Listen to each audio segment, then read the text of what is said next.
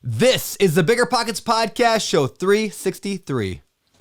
You're listening to BiggerPockets Radio, simplifying real estate for investors large and small.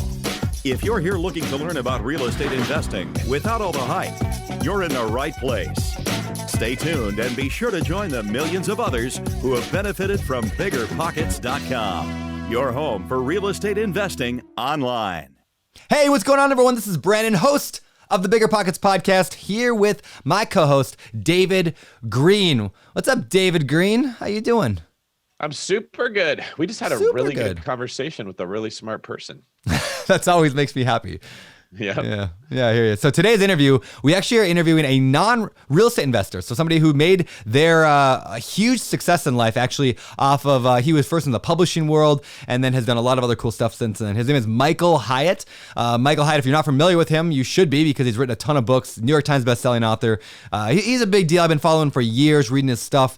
Really, really smart guy. And he's really good on things like productivity, on having your best life ever. In fact, he has a book called Your Best Year Ever, a 5-step plan for achieving your most important goals. He's got another one called Free to Focus, and a new book on hiring an assistant. It's called Your World-Class Assistant, and it's actually out right now. It's brand new, and Michael is terrific. Anyway, we have a great conversation with him today about all of that stuff. And yes, this applies to real estate investors more than you might think. Even though we're not talking about, like, how do you find real estate deals? Like, everything here is about how to make your real estate work better so you can work less, is really what this is all about today. In fact, that could even be a show title, How to Work Better So You Can Work Less with Michael Hyatt. We'll see. And I don't know. That's all I got for intro. Should we do a quick tip? All right, your quick tip today is simple. We talk a lot about hiring virtual assistants today, and regular assistants, and just an assistant in general. So here's what I want to encourage you. This is your action step. I want you to grab a piece of paper right now, or if you're driving, do it later. Or if you use Evernote or OneNote on your phone, and start keeping track of everything you do for a week that is real estate related. Like, I analyzed a deal today, or I went and looked at a property, or I made this phone call for a contractor. Start writing all those things down, because once you have a list after a week or so, you'll have a massive list of all the things that you do.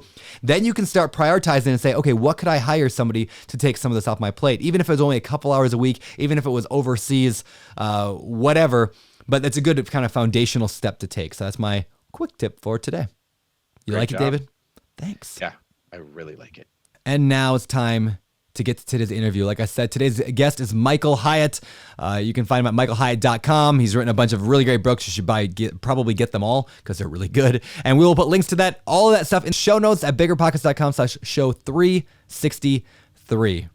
And without further delay, Ooh, I was looking at that. Not a do. I delayed because I knew you were going to try to interrupt me. There is a slight more delay. I was going to say, this show is primarily like, Michael's not a real estate investor, like I said. And so we don't talk a lot of detail about the real estate side of things. We do a little bit. So afterwards, during our outro, like after we're done interviewing with Michael, an hour in or so, David and I actually spend quite a bit of time talking about how to apply this to your business. So make sure you listen through. If you don't usually listen to the outro, listen to this one, because we're going to talk more about how to use this in your real estate investing. And with that, now without further ado, Michael Hyatt.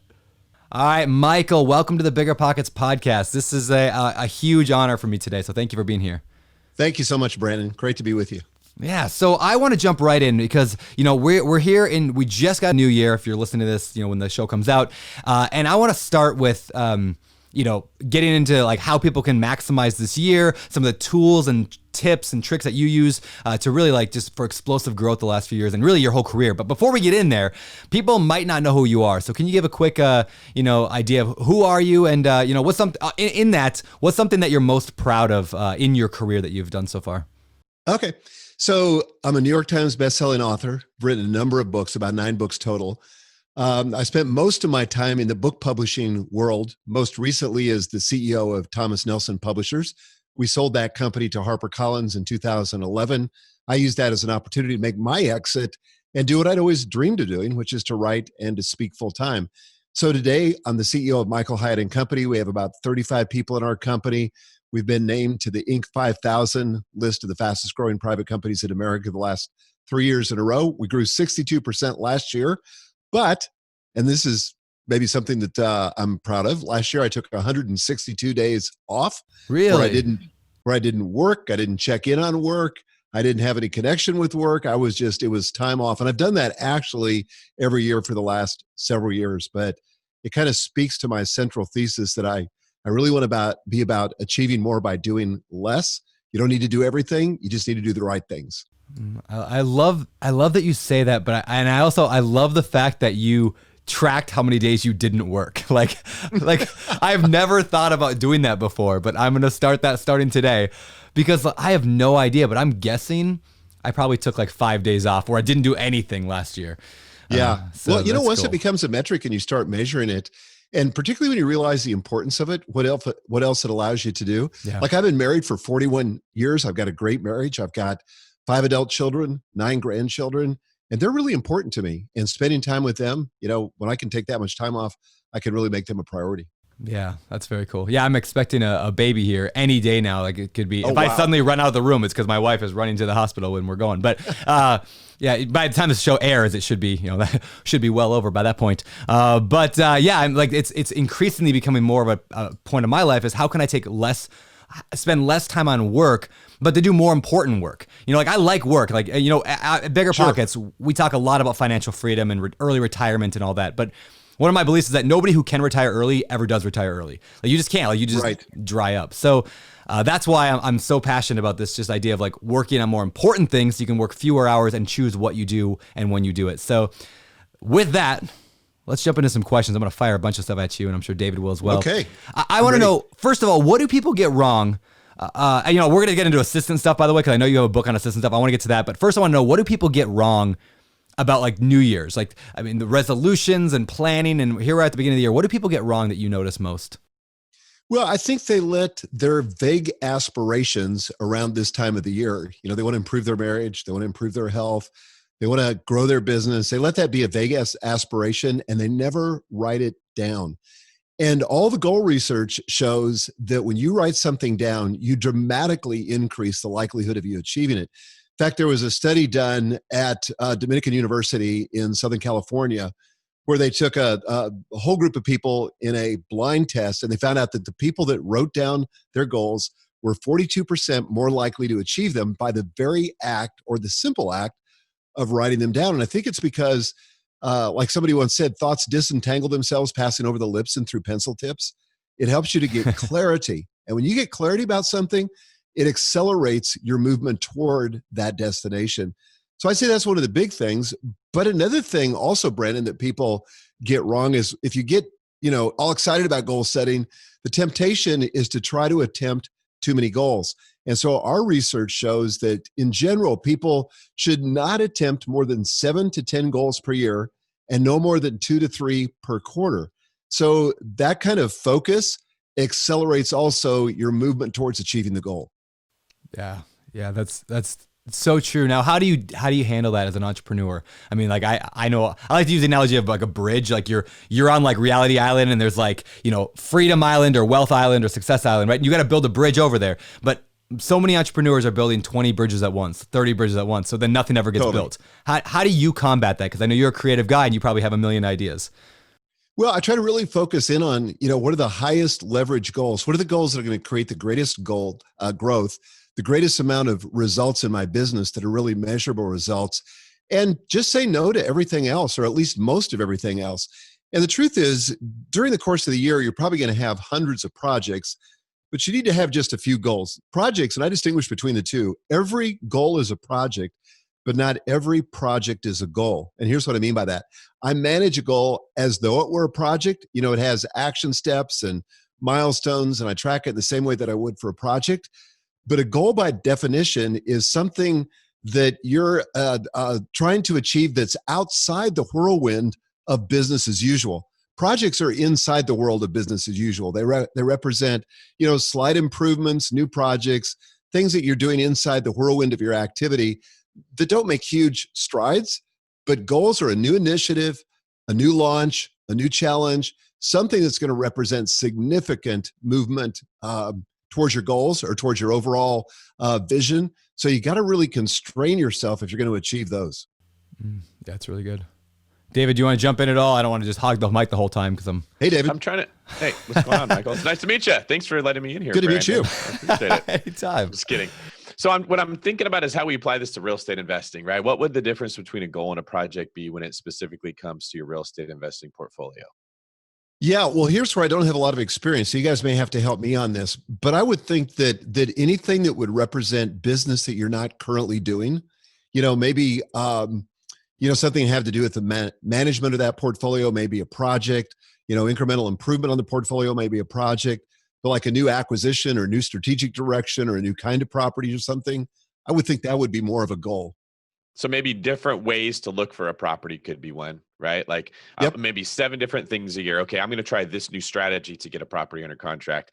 If you tried 40 different strategies in a year, you wouldn't make progress with any of them. But if you limited it to one every 2 months or so, that would give yourself the time to actually figure out, is this going to work for me? Can I make it work? Totally, Whereas, because a lot of them take experimentation, so you're going to just have to stay with it long enough to see if it works or not. and develop the skill set that you need to make that thing work. I think that's Yes. something a lot of people fail to realize when they start something new. Is I just assume I'm going to suck at anything new that I do for quite some time. So why start it if I'm never going to get out of the suck phase? Would you ever go to the gym and say, I'll give this a month, and if I don't see results, I'm going to stop? It takes a month just to get your body used to what you're trying to ask it to do.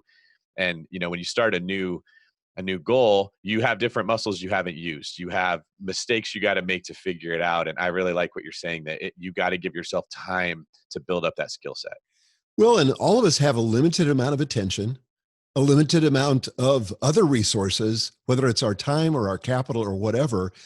And one of the things that will cut our legs out from under us if we're spread too thin. So if you maximize your focus, maximize your capital, and I'm not talking about putting all of your eggs in one basket, but I am talking about restricting the number of baskets that you're putting eggs into. And I think that's a huge, again, all the goal research shows that when you constrain yourself like that and limit your focus, you actually drive achievement. That's really good. There's a book out there, one of my favorites I've read recently. It's called The 4 Disciplines of Execution. I love that book, right? It's like there's like the mess you live in from day to day, and they don't say don't do it. Then I think this is where a lot of like online gurus, for lack of a better term, like they'll say things like, you just got to focus, into, put all your eggs in one huge basket. And I'm like, I can't. I still have to manage my portfolio. I still have to do podcasting. That's right. I still have to do this stuff. But it's like, let's just take 1 or 2 things out a quarter and say that's wildly important. And I love that idea. Yeah. And for some people that, just insist on having more goals, I say, okay, do this. Set up a goal queue. In other words, when you get these 3 goals for this quarter done, then you have my permission, you got my permission to go ahead and pursue other goals, but don't have any more than 3 at one time, 3 for a quarter at one time. So, if you can knock those out in the first week or the first month, great. Now you've earned the right to have some more goals, but you want to limit, sort of the scope of your attention and the scope of your investment so that you better ensure that you get a positive outcome on those things you've chosen to do. That is, you're speaking the language of Brandon Turner right now. I bet his heart rate just increased like 30% the minute you said, accomplish these goals, and now you've earned the right to do whatever. I mean, his brain does that with everything. Like, hey, Brandon, do you want to bite? Do you want to try this chip? I haven't earned it yet. Let me go up and down the stairs 4 times, and then I can do it, because he knows what motivates himself. I think that's really important part. It is, and you have to understand yourself if you want to be a high performer. And Brandon's done that. He knows. I know, Brian, this is funny. I didn't tell you this. I was just talking to Seth Mosley yesterday. He came up to Sacramento, and I went to meet him for lunch. We were talking about you. Uh-oh. And it started off where we were talking about like your insane fear of commitment. You just don't commit to anything. Brandon loves to like talk about what he will do with a bunch of stuff, but never actually commit to doing it. And it ended where I was saying, yeah, but that's because he knows himself. Like, if Brandon commits to something, he goes all out to a level I've very rarely seen any human being do. He accomplished it, was it an Ironman with like 8 weeks of prep? And I mean, something like that. Not an insult, but Brandon is not an athlete. He's not the guy who prides himself on athletic endeavors, right? This podcast feels a little strange to me today. Just David making, okay, keep going. I'm trying to compliment you in the most horrible way that I possibly can. That's great. But Brandon knows he if he commits to something, he will do it. Like, it will drive him to death, and he'll accomplish it. So he knows I cannot commit to very many things. And naturally, he understands what you're talking about, Michael. And that's kind of the point I'm trying to make here, is that mindset will get you where you want to go. But in order to accomplish that, you have to understand I have to say no to a lot of things in order to be good at the stuff I want to do. David, I'm so glad you brought that up. I talk about this in my book, Free to Focus, about exercising your no muscle. No, as Oprah once said, is a complete sentence. And it's such an important sentence because look, a lot of people tell you that the whole goal of productivity is to get more stuff done. No, that's not the goal of productivity. The goal of productivity is get the right stuff done, which means you have to say no to a ton of stuff. And by the way, I don't know if any of your listeners are familiar with the getting things done methodology. A lot of people use it, GTD. Yeah, we actually had David out. We had him on the show like 6 years ago. But yeah, David Allen. Anyway, keep going. But yeah. I love that guy. David's an amazing guy. He's a friend of mine, but he wrote that book in 2000 before the proliferation of the inboxes and all the stuff that's coming at us like it is today. So what that system is missing is a filter, a means by which you can say no. And I do talk about this at length in my book, Free to Focus, about this idea of the freedom compass. Your natural path to achievement, the place where you're going to get the highest leverage in terms of least amount of work and biggest results, is when you focus on your desire zone. And that's a term I use in the book, where I talk about that area where you're the most passionate, the things you love to do, but you're also the most proficient, the things that you're naturally good at. Now, the opposite of the desire zone is the drudgery zone, the things you suck at, the things that you don't enjoy doing. And those ought to be the first things that you either eliminate, automate, or delegate. But when you start functioning in that desire zone and start pursuing those few activities where you really love and what you're really good at, that's when you start seeing the real leverage and start seeing the real progress, and get rid of the rest of the stuff, or at least those have got to be candidates that you're going to say no to. You're going to either eliminate those, or if you can automate them, great. But if you can delegate them, that's awesome too. But you just got to get rid of that stuff so you can focus on where you add the most value. So good. So good. So here's a way to translate that to the real estate investors out there. One of the very first things I ever did, I looked at my life, real estate, as I was building my portfolio. I had a bunch of little, rentals that are obnoxious to have to manage. And I was like, it's drudgery for me to answer phone calls. I just hated it. Like anytime the tenant calls, because I was weak also. Like they'd be like, "Can I have a pet?" And I'm like, "Sure." And they're like, "Can I smoke meth in your property?" "Sure, whatever." Like, it's fine. And so like I was just so nice to everybody that it hurt my business. So the first thing I was like, that's drudgery. I didn't know that term then in terms of like this, but it's exactly what it was. I was like, this feels so heavy and awful. So I was like, well, how can I can't afford a full-time employee. I can't even afford an assistant. What do I do? And so then I found somebody, actually my mother-in-law, who had just retired. And I was like, would you want to just answer phone calls? Like just answer phone calls and do nothing but take a message and call me and ask me what to say. And like, just be that buffer in between. And like my investing, like went through the roof in terms of like how much I enjoyed it. Cause I just took the thing that I hated and found for a couple $100 a month, I no longer had to do that anymore. It was life-changing. I love that. And what's really cool about that is that other people, their desire zone activities may be the exact things that are in your drudgery zone. Yeah. And when you really start getting smart about hiring people and really kind of building out your team, is when you think of it like a symphony conductor and you try to get people that are not the exact clone of you. That's the worst hiring mistake you can make. Yeah. So you want people that are complementary. So I have an executive assistant. His name is Jim. Jim loves all the things that I hate. And so he's great at managing my calendar, booking travel, filing expense reports, that stuff, just shoot me. I hate that stuff, but we're a terrific team because we're complementary. Yeah, that's so key. I think of a lot of the bad hires I've had in my life, and they've been people who are just like me.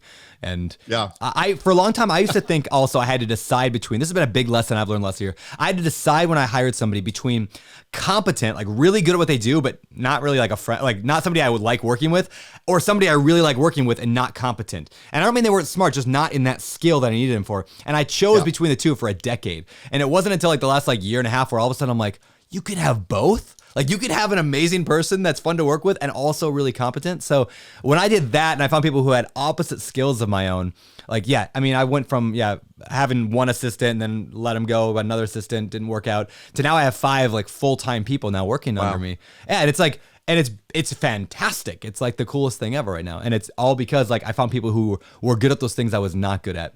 So for people listening today, one of the most important things hires that they can have, I believe, is an executive assistant or is an assistant for them.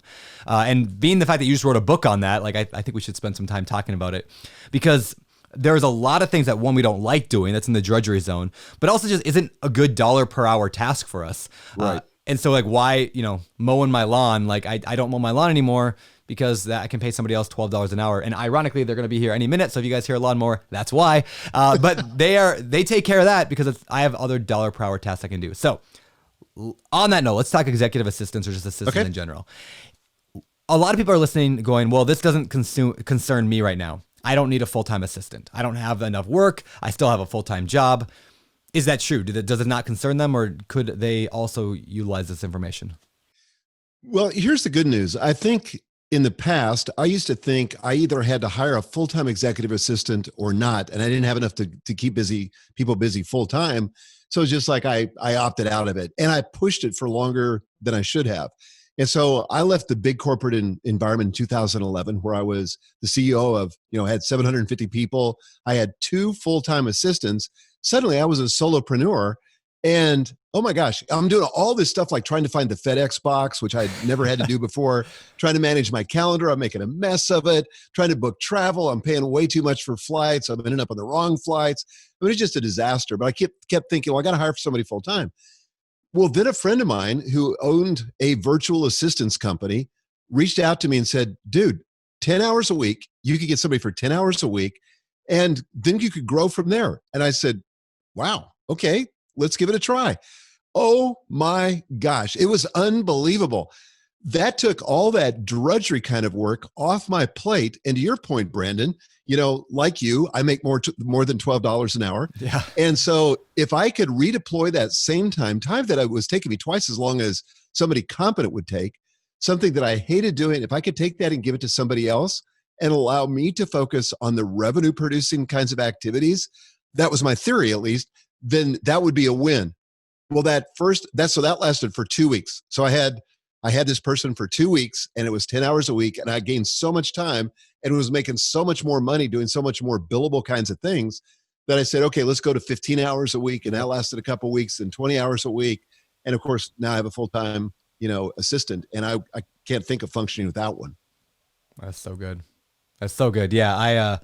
I started with my mother-in-law answering phones, it was just a small thing that then now she works a lot more, and she makes a lot more than $200 a month. But that's where it started. And I was able to also test out the idea, does this work? And yeah, just freeing up my time from not wanting to do things just made, huge impact on my life. I mean, every time I hire somebody else to do a task, if they do a good job anyway, I'll make way more money than it costs them. So it's more of a investment, right? Than it is an expense. Totally. I think people get confused there a little bit. And it really allows you to get more narrowly focused on your desire zone activities where you add the most value. So today, for example, I'm working about 95% of my desire zone, again, where I have passion and where I have proficiency. Mm-hmm. And, there's only 3 things that I do. I'm either creating content, I'm delivering content like I'm doing right now, or I'm casting vision for the team. If it's something else, that's out of my lane, and I give it to somebody else to do, which gives me enormous job satisfaction. It means that, frankly, I don't work that many hours. I never work more than 8 hours a day, sometimes 6 hours a day. But I'm able to do the high leverage things that add value to the team, that create revenue for the company, that drive our business forward. And that's exactly how I want to live. Yeah. Well, let me make that applicable to the listeners that we've got, because I think Brandon and I talk about this all the time, Michael. We're always got a part. Here's what you want in a partner. Here's how you should hire an assistant. And I think to a lot of our listeners, they're like, that just doesn't apply to me. I'm not ready for that, just like you said. But what I've learned is that success comes from taking action, right? And you won't take action on things you hate. If Brandon's success depended on him answering phone calls from tenants that asked him for something, he would have just stopped doing this. He would have gone to teaching piano to people or something that way beneath what his capabilities are, because we just can't fight against our nature. If my success depended on me listening to people vent about their emotions for hours at a time on the phone, I would just go back to waiting tables or being a cop or something. It's not who I am. When you get the right assistant or partner, not only are they doing things that make you less money, but they're doing things that are draining the ever-loving crap out of you that you need if you want to be successful and actually take action. So that's why we're always hitting on this. Is there's people that will say, I want to invest in real estate, but I'm just scared to move forward. Well, what that really means, if you unpack it, is I am afraid of math. I don't understand numbers. Spreadsheets scare me. So when I have to analyze a property, I get nervous and I get anxious and I shut down and I avoid it and I go watch Dancing with the Stars. Yep. Well, you can try to fight your way through that swamp step by step, or you can find the person that likes spreadsheets and partner with that person, and boom, you'll be taking action.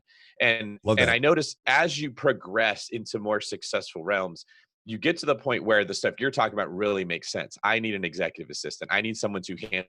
Don't like this. I think all three of us are probably very similar. Scheduling something, like I'll literally not go visit Brandon if it means I have to get online and pick out the flight. I don't know why. I have no idea why it bothers me that much. I just won't do it, right? You can make $10,000, David, if you do this thing, but what I have to do to get there, I'm like, oh, I'll forget. I'm not going to do it. So you get that one right person, and all of a sudden, boom, just stuff starts. It feels like things are just falling into place and everything's working out. But really, there's just a person who's in their zone. Whereas that person, if they could make $10,000 to go stand on stage and speak in front of people, they'd never do it. You could pay them $100,000, they wouldn't do it, because that's the thing that they're uncomfortable with. And I've noticed that really successful people, maybe not that even, just mildly successful people, like take me. If you took away my assistant, Krista, and I had to start over selling houses as a real estate agent, I just wouldn't do it. You'd be a mess. There's no way. I could not go back. Once you've hit that level and you see what it's like, you were saying that, Michael, and I just thought, yeah. I mean, as successful as we are, I just wouldn't do it if I didn't have her. And I want that to be a source of encouragement to people listening, that it does not suck the whole time like it does when you're starting. You start to pick up these tools and it gets really fun and really energizing. Well, the thing about it is, if you don't make that investment, you'll never be able to focus on the things that really bring the money into your business.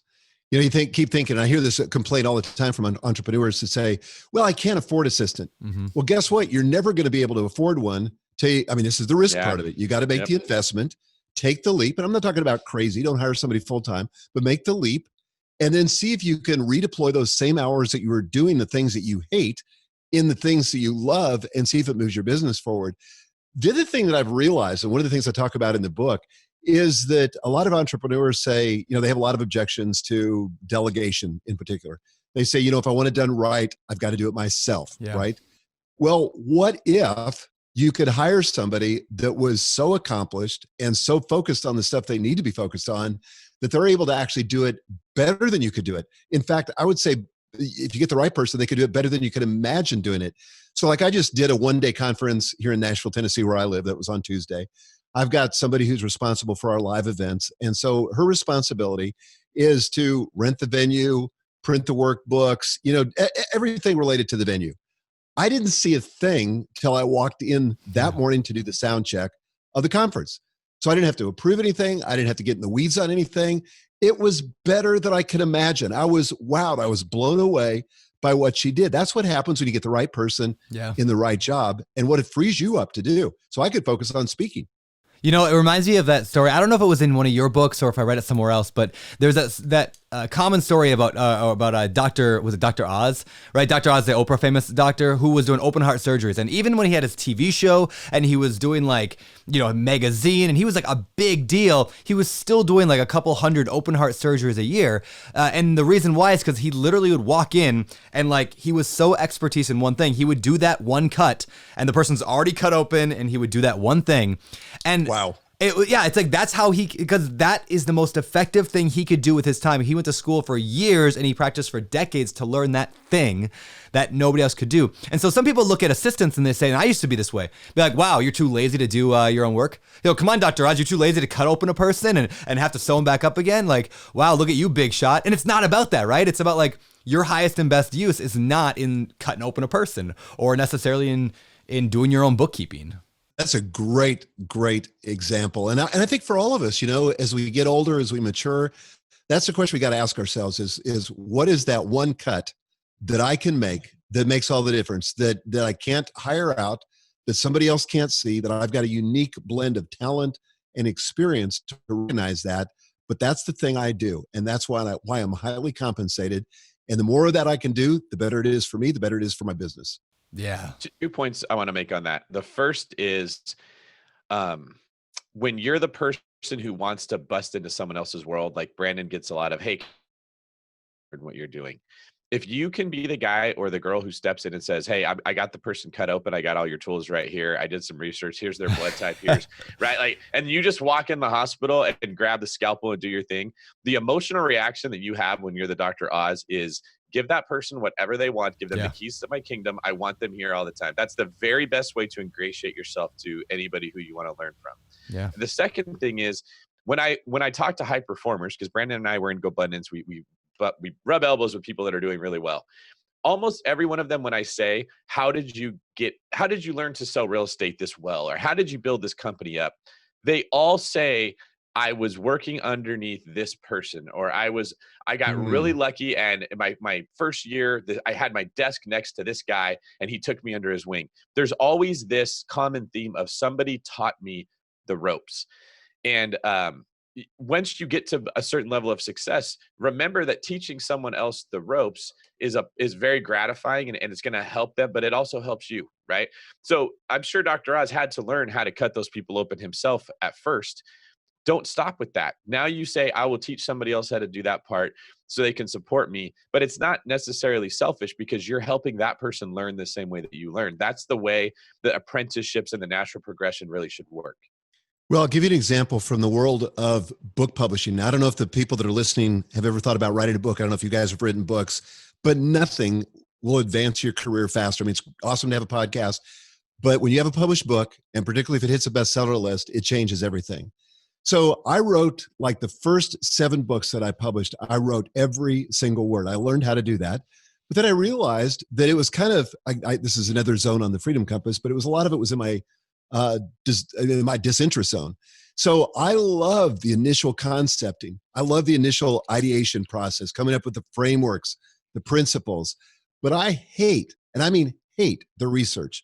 I don't like doing all the research. I don't like interviewing, former clients for case studies. And I thought, what if I made this a team approach and I started hiring that out? I mean, it's similar to the Dr. Oz example. So now I go in on the front of the project. I call this the 10-80-10 principle, where I'm involved in the first 10%. I'm involved in the last 10%, but the middle 80% somebody else can do. So that's how I write my books. That's how I prepare my speeches. That's how I do almost everything today. I let somebody else do the heavy lifting, but they don't think of it as heavy lifting, because guess what? It's in their desire zone. So the guy that's my principal researcher right now, he loves nothing better than to have a problem or something he has to go research and spend hours on the internet or in the library tracking down the best research. And that frees me up to continue to generate ideas. Yeah. I think, Bryan Holaday is another best-selling author, probably, in a lot of people's opinion, mine at least. He's one of the best authors in the world right now. He's doing very, very well. He started as a research assistant for other people. Yeah, for Robert Greene, right? Robert Greene, and who's the other one that we met? Tucker? Yeah, Tucker, something Max? like that, Tucker Max. Tucker Max. I think probably a couple people, right? High-level people. He did all the stuff you're describing, Michael, learned it level, and then went on to surpass a lot of those people when his own talent came forward. And it was just like what you said. He went in and he did that 80% that they didn't want to do. But the value that he got from doing that was exponentially high. Totally. Yeah. So good. So I have a question. What are some things that you should look for when you're hiring, say, an executive assistant, someone who's going to do the majority of the administrative and organizational things that you as maker, or the I don't know, what word, do you guys have a word you use in your world for the kind of the idea person? Yeah, I would just, in my world, it's typically the CEO or the business owner, the entrepreneur, whatever. Okay. So the person who's going to assist them, whose job it is to put them in a position to be successful. What are some traits you should look for? And do you have any tips for us on how to find them? Yeah. Well, the first thing I would do is I'm looking for somebody that's servant-hearted, who just delights, in service, in anticipating needs. And Jim, my assistant, is exactly like that. He's constantly thinking, and I've trained him this way, just has a natural bent toward it. And that is, okay, like, I'm going to be doing this podcast. What does Michael need that he's briefed on this podcast, is familiar with these guys, familiar with the show, can talk intelligently, whatever it is. I had to do some earlier recording today. He gives me all the background stuff. So he feels like it's a fail if I have to ask the question, like, well, where's this, or I need that. He wants to make sure that I never have to ask that question. So somebody that's really servant-hearted, somebody that's obviously competent, that has a deep commitment to professionalism and to not just kind of resting on their laurels, but somebody that's a voracious learner, somebody that's curious. I'm looking for somebody that's constantly asking questions, always wants to take it to the next level, and never get satisfied with what they know. So those are a couple of things. And I think in terms of, David, your other question, which is, how do you find those people? This is a step that a lot of people miss. I think it's important to first get clear yourself on what you're looking for. And so as tedious as this may sound, I really recommend writing out a job description. And in the book, Your World-Class Assistant, which is my new book on this topic, I make available a number of templates, including a job description for a world-class assistant. But it's a place you can start. But until you're clear on what you want, you won't recognize them when they show up, right? And so what you do is when you're not clear on the job description, you default to kind of charisma or likability or something else that might be one of the attributes you'd like to have, but it definitely can't be the whole package, right? I mean, Brandon, you were talking about hiring people you like, but maybe are not that competent. That's a recipe for a disaster. So you want to get crystal clear on what you're looking for. And here's, I think, the secret. And I go through this process in great detail in the book. You want to put out, you want to put as many lines in the water, to use a fishing metaphor. You want to put as many lines in the water as you can. Unfortunately, what happens is most entrepreneurs, they make a hire, they have somebody that they like who can fog a mirror, and they hire them, right? So instead of actually interviewing lots and lots of candidates, like put the word out on your social media channels, email people that you know, talk to people at church, whatever it is, get the word out so you can get as many people as possible, because you don't really know who the best candidate is until you're comparing them to other candidates. Somebody may seem perfectly competent until you start comparing them to other people and you realize, wow, I was shooting too low. There are a lot of amazingly competent people out there.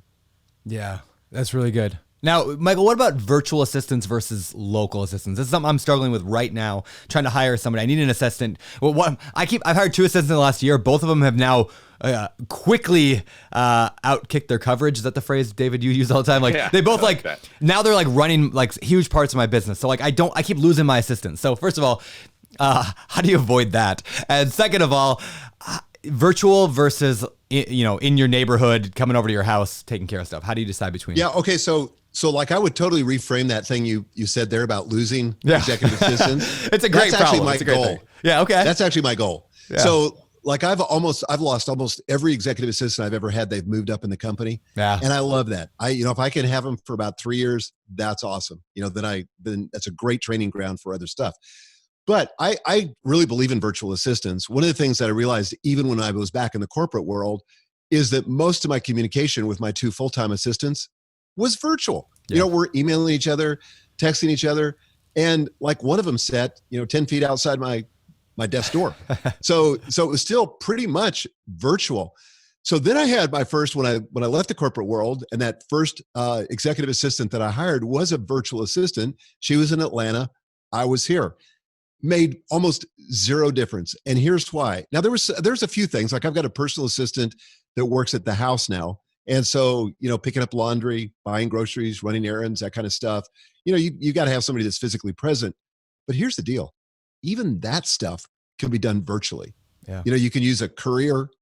You can have, there's all these grocery delivery services now. I mean, almost anything that requires the physical presence of somebody, picking up the laundry, maybe a little tougher. You might have to send a courier for that. But most of the stuff can be done virtually. And I'll tell you the other thing I like about it. And we used to have our entire team was virtual. It was incredibly productive, because there is something about being in an office that can also be a drag on productivity. Yeah. I actually believe the best system is a hybrid system. And that's what we have today.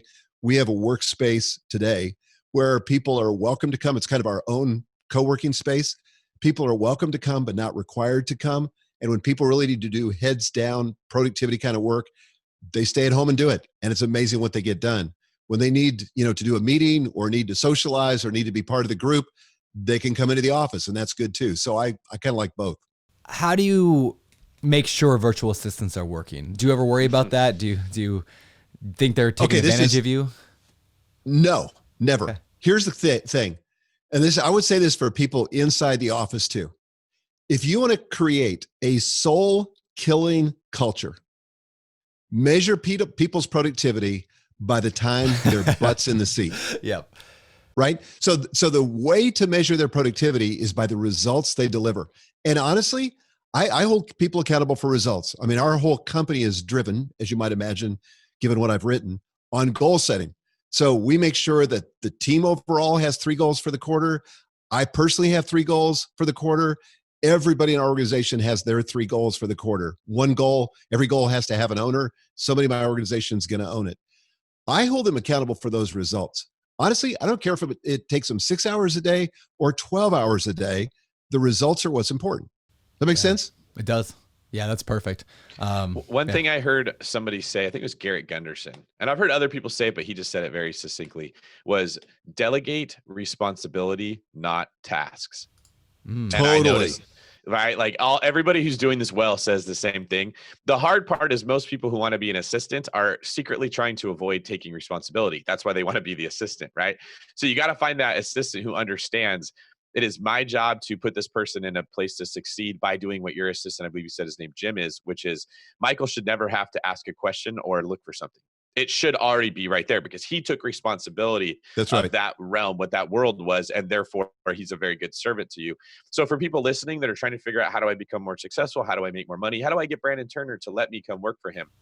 If you're the person who can take over responsibility for a result that he wants, not just give me a list of tasks and tell me what you want me to do, you will quickly find yourself on the fast track. That's so good. One of the things that I teach in Free to Focus about delegation, and that chapter, if I don't say so, is amazing because I talk about the 5 levels of delegation and understanding the difference between these different levels of delegation. But I talk about how to delegate effectively by creating a clear vision for what you want done. In other words, help the person you're delegating to picture the end result that you want. What do you see? Visualize that. Write it down. It doesn't take you long. So on a major delegation, I may take 15 or 20 minutes to actually write it down so that both of us have a clear understanding and agreement about what the end product looks like. Then I don't micromanage how they get it done. I don't care if they buy this thing from that company or that company, but if I've given them budget parameters and a clear outcome, again, I don't care how they get it done. All I care about is the end result. Well, I was wondering, how do you feel about manuals in training versus how much, I've been told in the past that I should have a detailed step-by-step manual for exactly how to do everything in my business, kind of E-Myth style. But then others say that the speed at which the world works today just changes too much. By the time you're done with your manual, nobody looks at it again. It's on the shelf and it's sitting there. How do you balance that between training people and giving them a manual or how to do something and just letting them do it themselves? Where do you find your way in there? Yeah, so I actually believe in those kinds of process workflows or manuals. And we use in our company a application called Sweet Process, and it's an online app that's fantastic, but it allows you to document a workflow. But here's the key thing. We say to people, look, here's how I did it. This is the workflow. Feel free to improve it. But this gives you a starting place. I'll give you a clear example. So back when I started my podcast, Lead to Win, I was doing everything. I was doing the show prep. I was doing the recording. I was doing the editing. I was doing the show notes. I was doing the upload to Libsyn. I was doing every aspect of it, but I hated it. So I documented every part of it. And at that time I was just using Evernote. So I would open a note. I documented the process. Here's the 12 steps that I follow. And then when I hired somebody that could assist me, I said, look, there's probably a better way to do this, but this is how I've been doing it. So use this as a track to run on, but improve it as much as you want. But this at least gives you a starting place. Yeah, that makes a lot of sense. It's kind of a hybrid of both, right? Like you're giving them the freedom to do what they want, and B, you're giving them the structure to get started. And that's really good because I found when I have to build something from scratch, it's really hard. Remember when you were a kid and you were trying to write a paper, the hardest part was getting it started, right? But if you give me some momentum moving into it and then my juices get to kicking where do I want to go from here, it's a much more natural state. And that's, I think, what someone could do with that method. Here's another major hack. So a lot of entrepreneurs get stuck because they think, I just don't have the mind to document this stuff. And it sounds so tedious. Give the person who's working for you the responsibility of doing that. So I could say, for example, to Jim, look, I want you to handle my email inbox, which he does, but I want you to document exactly how you do it so that if you're taken out, if a beer truck hits you and I got to replace you, somebody can come right in and know how you do it. So I've given him the responsibility of documenting those procedures, so I don't really have to worry about it. Yeah, I've been doing that lately with a program called Loom, Loom. Are you familiar with Loom? Sure. Okay, yeah, you quick video screen recordings and it saves it in the cloud right there for you. Yeah, That's a great way to do it. Yeah, it's been helping me a lot. So I just label it like how to do this thing or how to research a property or how to find a property, whatever. And so now I have all these in my Loom archive that I can give to people in the future. And now it's a video that they can go and then and I'm having my assistants actually make manuals then, like screen grabbing my video, which took me, I had to do it anyway, right? So I'm just recording a video while I'm doing a lot of tasks. And so now, my guess is that other people, entrepreneurs that are following you, would pay you hundreds of dollars for an online digital version of that. Yeah. In our company, we say everything that we do is eventually a product. Ah, that's cool. So how can we productize everything? So if we're learning something, if we're doing something in the company, it's eventually going to be a product that we're going to sell. That's smart. I should figure out how to do that. We have a pro membership at BiggerPockets and we have, tens of thousands of pro members, but it'd be cool to offer like, hey, if you're a pro member, you get access to the Brandon and David's archive of how we do stuff. That'd be cool. That's a great idea, Michael. People would love that. Yeah, this is great. One thing I've noticed is at least me, myself, I have said to every single assistant I've ever hired, I want you to do what Brandon just said, what you just said, Michael. I want you to make this database of what you do so someone else, not one of them has ever actually done that, which is, totally that's my responsibility as their boss that I let them get away with that. And eventually I had to let them go because they didn't. But what I found is that every single one of them told me they would do it. And that's just one of the sources of frustration to me as a new entrepreneur and really a new business owner trying to learn, what do I look for in somebody? How do I know? How do I get them to perform the way they said they would? And then there's some hires that just seem like I don't have to tell them hardly anything. They just jump in and they start doing that on their own. And I give them the tiniest bit of direction and they get so much progress. Can you share, Michael, maybe with some of the insight you've learned of doing this for a while and having successful hires and non-successful, of what you look for? Maybe is track record more important? Is attitude? Like, how do you what are you looking for? Well, definitely attitude is important. Character's the most important of all. I want somebody who is a person that has integrity and honesty, and those are two different things. Integrity, and by the way, this comes from Stephen Covey. Integrity is basically, somebody that can act in a way that's true and honest and making their actions line up with their words. Mm-hmm. So if I tell you I'm going to do something, by God, I'm going to do it. That's integrity. Honesty is making your words line up with your actions. So if I didn't do something, I'm going to tell you. I'm not going to try to fake it. I'm not going to lie to you. I'm going to be honest. So I'm looking for that kind of character. Then definitely attitude, man. The last thing I want is an emotional vampire, somebody that's got a negative mindset that's going to drag down the team. And I talk about this in Free to Focus, but there's a study that was done that people who are low performers will drag down the performance of anybody within 20 feet of their desk by on average 25%. Wow. So a high performer, on the other hand, lifts the team. And so you want somebody that's got the right attitude that comes into it. Most of the stuff that they need trained on, if they've got the right character, if they've got the right attitude, and if they got, basic intelligence, I can train most of the other stuff that they need. Yeah. And are you looking at track record primarily to determine if you can trust that what they say is what they're going to do when hiring them? Definitely. I would say that checking their references is critically important. But the problem is when you get somebody on the phone to check a reference, people are very reluctant in a culture where everybody sues everybody to really give you the truth. So here's what I like to ask the candidate. We have this question in the book. I like to ask the candidate, I said, look, I'm going to be talking to your references. What will they tell me about you, particularly what your shortcomings are? That's good. So now all of a sudden they're going to volunteer it because they think I'm going to be checking. Yeah. Yep. And so they might as well get it out there on the table first. Yeah. So Brandon, you have some really good advice for how to have those conversations, right? You mind sharing that? Are you talking about it wasn't my idea. I heard somebody say this advice once, and I don't know if this is where you were going with this, but they basically said, because of the whole, everyone's very guarded about what they say about somebody. They said they will, when they're interviewing, they'll contact, the references, but I can't remember who it was. I wish I'd give them a shout out because it was here on the podcast, but they said they will only hire someone if the person giving the reference is selling them on the person versus guarded. Because I like that too. Right? It's like, yeah, if they're like, oh yeah, they showed up, they were very punctual, they were very good. Or you've got to hire Jenny. Oh my gosh, she's incredible. that means she really was incredible versus That's the garden. good. Yeah, I thought that was awesome.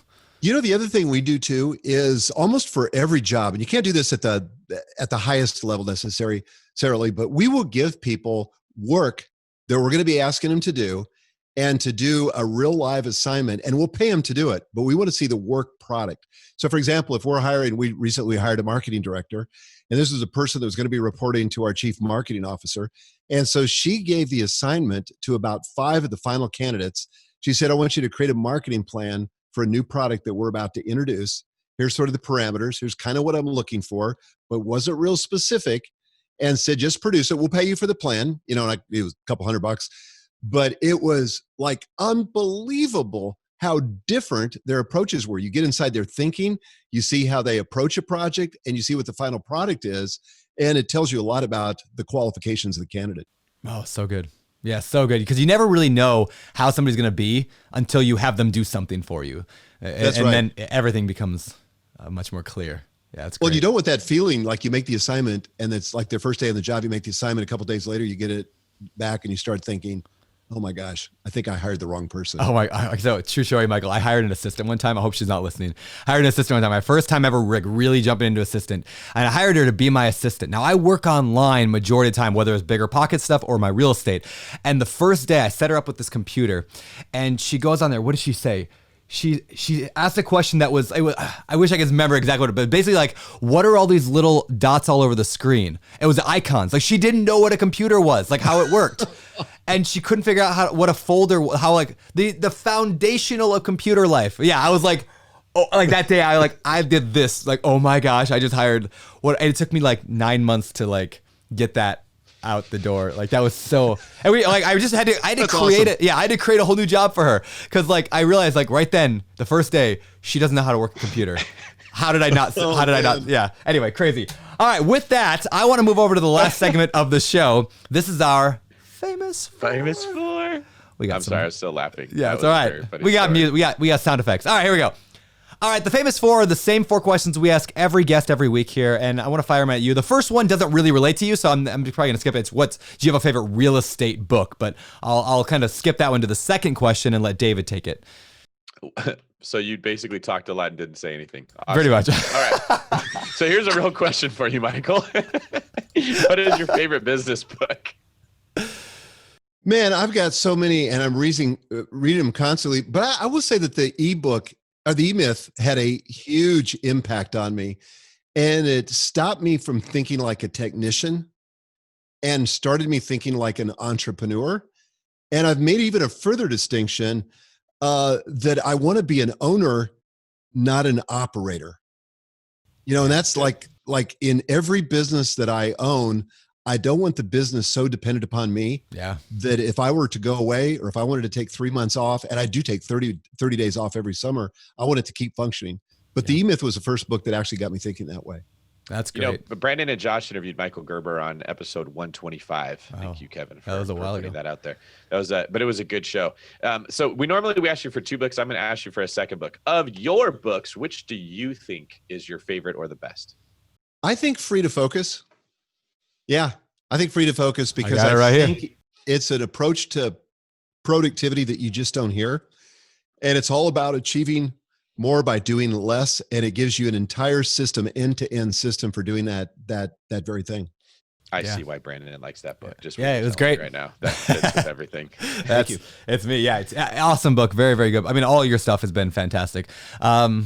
But by the way, ahead, you mentioned the operator thing. Now I'll let you ask a question, but you mentioned the operator thing. One thing that made a big impact on me was, obviously E-Myth was huge, but in a related note on that, Robert Kiyosaki had that book Cash Flow Quadrant, and he talks about there's 4 types of like business people. There's employees, self-employed, business owners, and investors, and about how most of the world lives in employee and self-employed. But I don't want to be self-employed because that means, like you were just saying, that means you're operating everything. I want to be the business owner or the investor, and those are the 2 quadrants I want to be in. I just thought that makes a lot of sense. There's another book too that I just recently read that I want to recommend that's in the same vein. And it's a book called Clockwork by Michael Hyatt. And the subtitle is Design Your Business to Run Itself. I got that one right here too. That book. Look right there. I know it. I love that book. Great book. That's a great book. Very cool. All right, David, Question number 3. Next question. I'm getting to hog them all. What are some of your hobbies? Oh, awesome. Well, first of all, hobbies are a high priority for me because all the research shows, chapter 3 of Free to Focus talks about rejuvenation, that when you engage in play, it activates a part of your brain that's essential for greater creativity and greater productivity. So I really pursue hobbies as a way of making sure that I'm bringing my best self to work. But I have 2 hobbies that I love and I spend increasing amount of time doing. Fly fishing, so that's number 1. And I took up playing the Native American flute about 2 years ago. And so like when I go fishing, I hire a guide because I want to learn from the very best and I want to catch fish. Native American flute playing, I hired one of the world's top Native American flute players and I meet with him every 2 weeks via Zoom. And man, I love that. That's become a real passion of mine. That is so cool. I kind of want to ask, how deep was your candidate pool of Native American flute players to pick from when you wanted to find the best coach? Well, there's only 2, but no, as it turns out, like every other hobby, it's an entire industry of people and shows and podcasts and flute makers and all that kind of stuff. That's what's amazing about the internet. Isn't that great about the internet? Is that like no matter how obscure something is, like there's a tribe around that thing. It's great. All right, last question from me of the day, and what do you think separates successful? I'll say anybody, successful business owners, or even successful at anything, real estate, whatever, from those who give up on their ambitions, they fail at their ambitions, or they just don't get started at all. They just never take that first step. What separates the people if you had to narrow it down? Well, some people talk about grit. I kind of thought you were going in a different direction, so I had a different answer for that, where that question was going. You can go there anyway. How I was going to answer it, I thought you were going in the direction of what keeps people successful, people that are successful, how do they stay successful? An equally good question. Okay. So the thing that I find is the more successful you become, the more time you have to allocate to thinking. And so your job becomes more about thinking than doing. In my most recent podcast episode, my podcast is called Lead to Win. I did a thing on, I call it the FIT model of thinking, FFIT, but it stands for frequent, focused, intentional thinking. And I break that apart in that podcast episode, but there's got to be a regular time that you set apart where you're really focused on solving some deep problem in your business or creating some exciting breakthrough in your business. And you got to be intentional about it. What gets scheduled gets done. So it's got to be on your calendar. It's got to be a commitment that you don't break. And you just got to get alone and think. Because most of the breakthroughs in your business, the thing that'll take you to the next level is a thinking breakthrough. It's not just brute force of doing more. It's got to be in the thought process. Yeah, so good. I actually just watched the masterclass or part of it this morning with Bob Iger, I think is his name, right? From the CEO of Disney. Yeah, and like he made that exact point. Like a big part of his job is just to sit there in quiet and think. And I was like, if the more successful you are, the more important that is. Cal Newport said that too. He likes to walk and think. He likes to get the juices kind of flowing. Cal Newport's awesome. Yeah, he is. Really like that guy. Cal, we love you, even though we never really express it. We really do. David, take us out. Last question of the day. This has been a terrific interview. Thank you very much, Michael. You're welcome. Clearly know what you're talking about. Can you tell us where people can find out more about you? Yeah, the best place, the one-stop shopping, is to go to michaelhyatt.com, and that's Hyatt, like the Hyatt Hotels, Hyatt. Unfortunately, no connection. Oh, too bad. Well, you're very lucky if you were connected to the Hyatt Hotels, you probably wouldn't have had to build what you built. You wouldn't have the insight to show us. Yes, exactly. There you go. All right. Well, thank you very much, Michael. It's been fantastic. Really appreciate it. Guys, thanks for having me on. Great to be with you. All right. Now was our interview with Michael Hyatt. Awesome stuff. What do you think, David? I love the way he communicates. He's straightforward, but he's still easy to listen to. He's talked about this enough that he can really communicate those points clearly and succinctly, but they're so big. I mean, you and I see this so often, that people that are operating at high level investors, high level business people, high level authors, there's these patterns that show up in their success. And a huge one is finding people to help you do the stuff that you don't like doing. Yep, it's true. And that's why I'm always looking for new people. And I know you are as well. And I really liked your point you made earlier about, you said, if you can like outsource these things, then they actually get done. Yeah, and I wanted to actually stress that more, but we moved on in the conversation. So I want to revisit it real quick here. What I mean by that is like when you're a real estate investor, it's process that matters more than outcome, really, and almost everything. Almost every business, right? It's like when you want to lose weight, the process of losing weight matters more than like the number on the scale. It's are you working out? Are you lifting weights? Are you running? Are you eating healthy? The same thing is true for real estate. So the process of things like how many deals did you analyze? How many phone calls did you make? How many leads did you get? How many direct mail letters did you send out? Those are all process things. The problem is entrepreneurs like myself, and probably you, David, can identify with this. We don't oftentimes work our process very well. Like we like the idea of it, but when it comes down to the nitty gritty of actually making phone calls, we're not always that good at it. And I know I'm really not that good at it.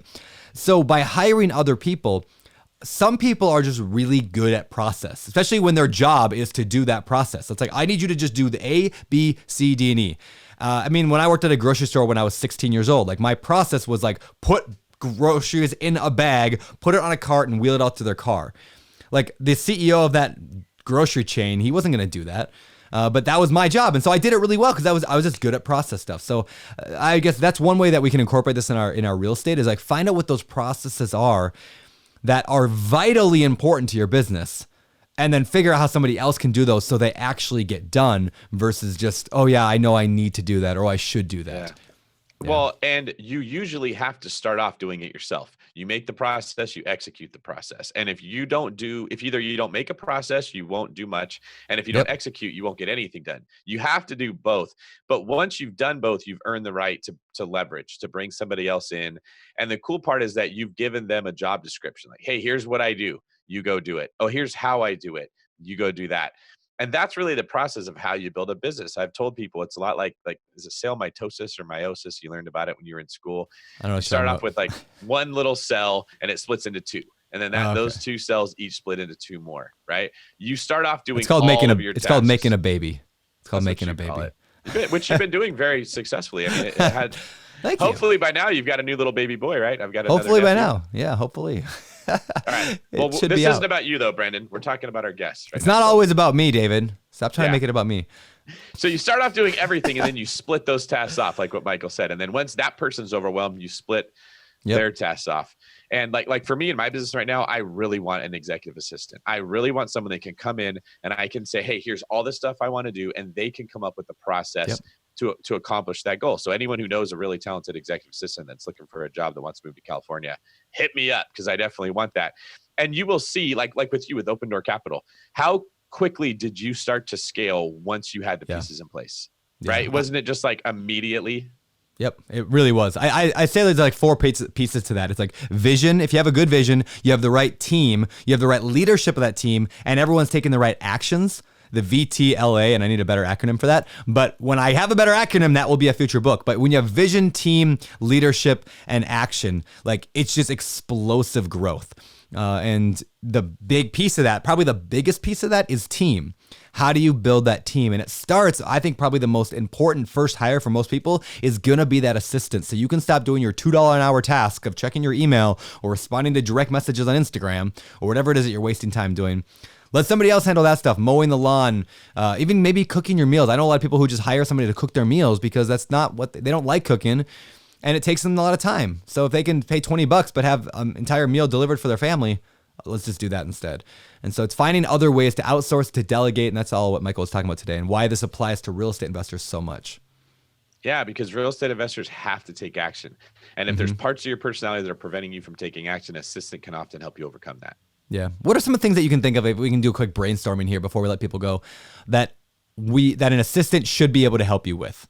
Like, what are some things that investors can do in terms of like helping somebody grow their real estate business? I mentioned earlier, just to start the process, like they could be helping take phone calls. Like if you got tenants, have them start taking phone calls so you don't have to deal with the phone call side of things. And I know people are like, well, it's only like 2 hours a week or 2 hours a month. It doesn't matter. It's the art, it's the practice, the habit of learning to get things outsourced. So that's one thing. What else you got? Yeah. So what I do in my business is I'm running it. And as stuff comes in, I start thinking with 100% of what comes in, who can I give this to do and how can I give it to him to do? So let's say that I get an email from a property management company that says, hey, Mr. Green, your water heater is leaking at this property. What do you want us to do? Because I have them so that they ask me rather than them just send their $1,000, contractor. Maybe I want to fix it. So my brain thinks, okay, I want 3 quotes from handymen. All right, well, I don't have 3 handymen. Well, I'm going to have to go online and look for handymen. That's an assistant job, Perfect. right?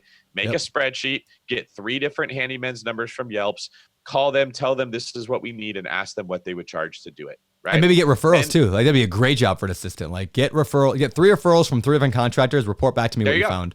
Oh, wouldn't that be amazing? Like, it's one of those things we know we should do that. As an entrepreneur, I know that I should get 3 bids on a project and get referrals from those contractors. I know that.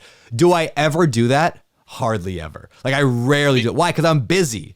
Yep. So then it comes back to bite me later on, and then I regret. And you don't like talking on the phone. And so I if don't you don't like talking talking on the phone, you're going to make it as quick and painless as possible. But you'll pay later. You'll pay in the end when you overpaid or your contractor doesn't show up and you're left without a backup plan. Yep. When you give it to an assistant to do, that's their job. They're going to do it.